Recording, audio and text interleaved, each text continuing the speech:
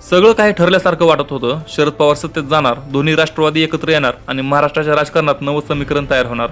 पण अचानक असा धक्का बसला ज्याने सगळी गणितं एका क्षणात कोलमडली. अजित पवार यांचं अनपेक्षित निधन झालं. राष्ट्रवादीच्या विलिनीकरणाची चर्चा अक्षरशः थांबली. नेमकं काय घडलं आणि या घटनेने मवियामध्ये अविश्वासाची ठिणगी कशी पेटली, चला सगळं सविस्तर समजून घेऊया ह्या व्हिडिओमध्ये. तर अजितदादाच्या निधनानंतर राष्ट्रवादी काँग्रेसमध्ये नेतृत्वाचा प्रश्न निर्माण झाला.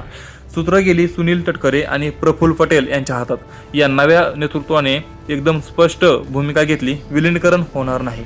म्हणजेच शरद पवार सत्तेमध्ये जाणार, दोन्ही गट एकत्र येणार आणि दिल्ली मुंबई नव्या सत्ता समीकरणाची सुरुवात होणार. ही सगळी चर्चा एका रात्रीत संपली. शरद पवारांच्या सत्तेत जाण्याच्या शक्यतांवर पाणी फिरलं. पण या सगळ्या घडामोडींचा सर्वात मोठा परिणाम झाला तो महाविकास आघाडीच्या एकजुटीवर. उद्धव ठाकरे आणि काँग्रेस नेतृत्वाला एक प्रश्न सतावत होता.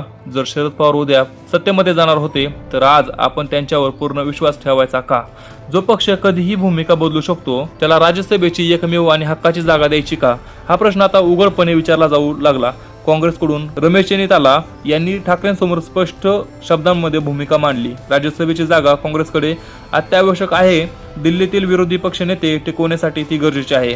ठाकरेंनीही आपली भूमिका बदलली. म्हणजेच मवियाने शरद पवारांचा पत्ता जवळपास कट केल्यात जमा होतो. पण मित्रांनो, राजकारणामध्ये दशके घालवलेल्या शरद पवार यांच्यासाठी ही परिस्थिती सोपी नव्हती. एकीकडे सत्तेत जाण्याचं समीकरण कोसळलं आणि दुसरीकडे मवियामध्ये वाढलेला अविश्वास आणि राज्यसभेची संधी हातातून निसटण्याची शक्यता.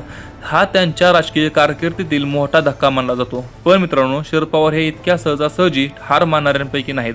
राजकारणात त्यांना चाणक्य का म्हणतात याचं उत्तर पुढच्या घडामोडीमध्ये दडलं आहे मित्रांनो.